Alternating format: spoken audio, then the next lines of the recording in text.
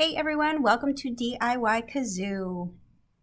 My name is Miss Lorena and I'm just going to show you how to quickly make a kazoo, and you can pick up these supplies at the library, and what you'll get in the kit is a rubber band here, a roll, and then a square piece of parchment paper.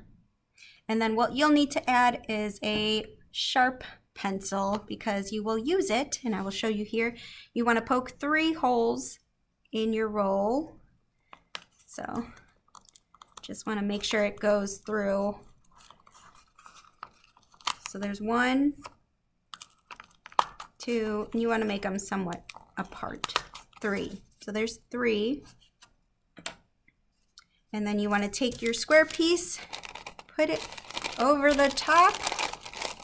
Make sure it fits around the whole thing. Take your rubber band, put it around, and then maybe around one more time just so the paper sticks on there. And then you kind of want to bring this out so that your holes are visible.